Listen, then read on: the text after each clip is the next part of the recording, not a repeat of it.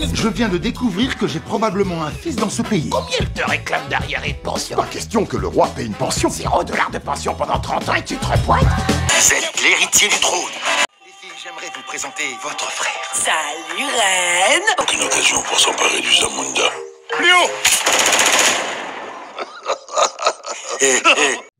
Réalisé par Richard Jallet, film culte qui a fait un tabac en fin des années 80, Un prince à New York revient sur les écrans avec un clin d'œil local.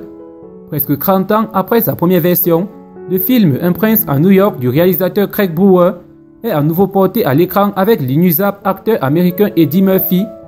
Mais le fait marquant dans cette nouvelle aventure qui mène le roi du Zamunda, Akim, dans la ruelle américaine à la recherche de son fils est le clin d'œil fait à la star ivoirienne Arafa Didier. Assurément, un grand coup médiatique et une reconnaissance notable du mérite du talentueux chanteur du coupé décalé et roi de la Chine. L'artiste Arafa Didier, on le savait, avait eu son aura portée à son plus grand point culminant à l'occasion de ses obsèques grandioses qui lui avaient été réservées. Une preuve de plus pour attester la dimension internationale de l'artiste. Voilà de quoi mettre à nouveau du baume au cœur des nombreux Chinois de la pop star ivoirienne. À coup sûr, on entendra Arafa Didier n'est pas votre camarade ces jours-ci dans les rues africaines. Un prince à New York 2 devait initialement sortir en salle le 18 décembre 2020, mais en raison de la pandémie du Covid-19 qui a engendré la fermeture de la plupart des salles de cinéma américains et en Europe, le 20 novembre a annoncé officiellement qu'il sortira le 5 mars 2021. En janvier 2017, on annonce qu'une suite du film Un prince à New York de John Landis est en développement. Cependant, la participation des acteurs Eddie Murphy et Arsenio Hall n'est pas assurée. En janvier 2019, Eddie Murphy est confirmé alors que Craig Brewer obtient le poste de réalisateur.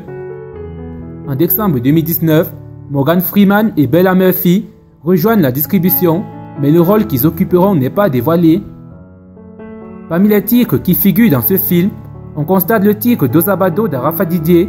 On pourrait affirmer que c'est la première fois qu'une chanson ivoirienne figure dans un célèbre film américain, avec des acteurs tels que Eddie Murphy, Morgan Freeman. Même après sa mort, celui qu'on appelait le Daishikan continue de faire parler de lui. D'autres artistes africains, à l'instar de Tekno, Tiwa Savage, Diamond Platnumz, Toufan, Fally Ipupa et Loko, vont également figurer dans cette bande originale.